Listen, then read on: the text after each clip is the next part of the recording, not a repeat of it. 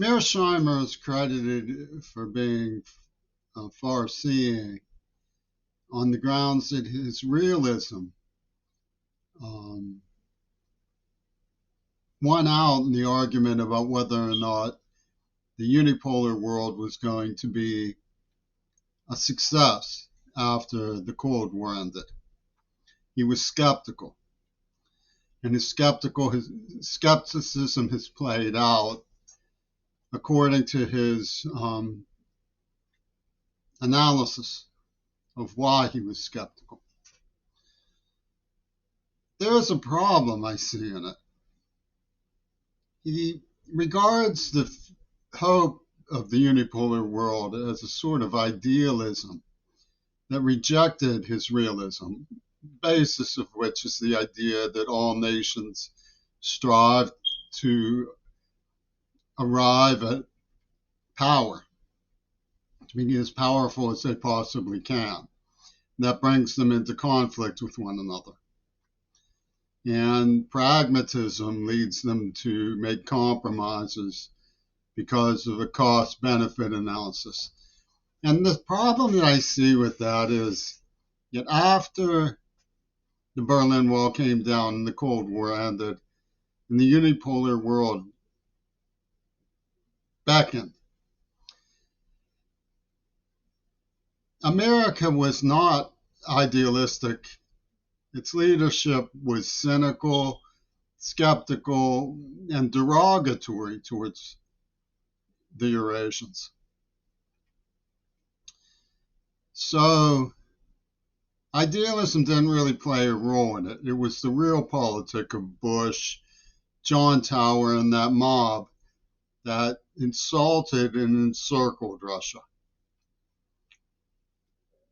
Now, international law requires a team spirit, and it's based on soft power.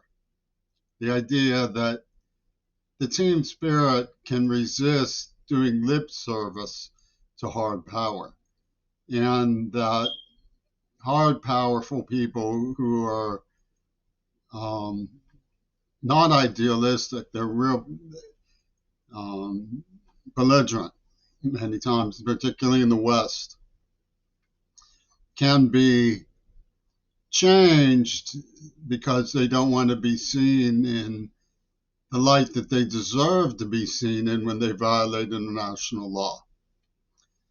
So it's like Katharine Hepburn, an African queen pouring out the booze. The powerful people come to and say, that's hard, ma'am. But if you don't conform to international law, we end up with the breakdown of civilization internationally. There's no crediting the forever wars and the forever genocide in any way whatsoever. So the pursuit of civilization and sustainable development, it's based on an idealism that's pragmatic in the sense that it regards international law as a team spirit that outcasts and marginalizes anybody who violates international law as a matter of principle. And this requires vigilance on the part of those who believe in international law. So while I can understand the skepticism about the hope for change in the coming world, the skepticism wasn't because of some idealism about the potential for a future of human rights, civil rights, and democracy and freedom. The skepticism was justified because of how pernicious the realism of the Bush administration was, and the grim consequences of the Bush administration, which saw the usual hard sell of Cold War politics taking a slightly different form in what they called the War on Terror. Terrorists became the new Red Scare. And it was very sad to see because it had so many fallacies propping it up. They made